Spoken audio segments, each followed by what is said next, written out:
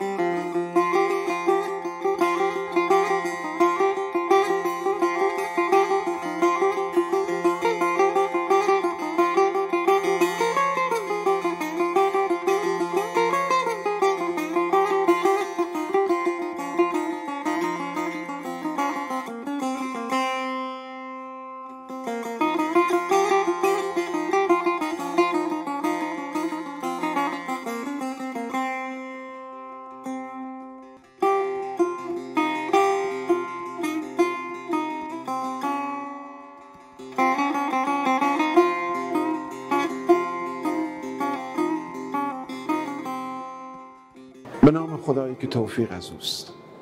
موزه فرهنگ فارس، تجلیگاه آثار هنرمندان این سرزمین، خطاطان، خوشنویسان، کاتبان، سندنویسان و نقاشان. این مجموعه فرهنگی در سال 1396 بعد از اینکه آثار ارزشمندی در مجموعه آرشیو و گنجینه این مرکز دیده شد، به ذهن من رسید و اون رو تبدیل کردم به یک موزه‌ای که بتواند در واقع بخشی از تاریخ هنر استان فارس رو در معرض تماشای علاقه‌مندان قرار بده. گفتگو با مسئولین استانی و مدیران ملی به ثمر نشست و طراحی و این مجموعه بعد از تامین اعتبار شروع شد و خوشبختانه با یک کوشش و تلاش پیگیری در اول اردیبهشت ماه 1397 همزمان با یادروز سعدی اینجا افتتاح شد.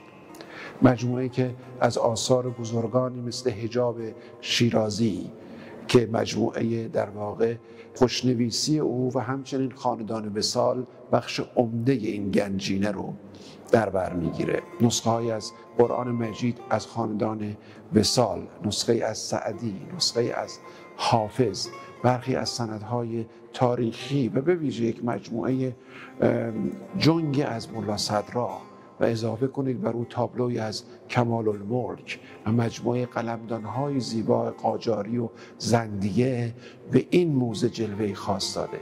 موزه‌ای که از نظر استانداردهای ایکوم با توجه به ساخت و نورپردازی و رنگ و قاب و شیشه‌های ضد رفلکس استانداردهای لازم رو کسب کرده و در مجموع اولین موزه استاندارد بعد از انقلاب به خصوص در بخش دولتی در شیراز است. گنجینه‌ای که در کنار دیگر جاذبه‌های سازمان اسناد کتابخانه ملی فارس مانند مجموعه نگارخانه تار و پود یا مجموعه آرشیو اسناد و کتاب‌ها و مجموعه آرشیو ملی هنر تونسته است امکان دیگری رو بر ارتباط هنرمندان، علاقمندان و فرهنگ و هنر فارس سامان دهد. موزه ها تالارهای اندیشه‌اند، تالارهای فرهنگند، گذرگاه تاریخند، محل ملاقات انسان امروز با هنر دیروز برای ساختن فردایی بهتر است. موزه فرهنگ فارس کوششی بود در این راستا.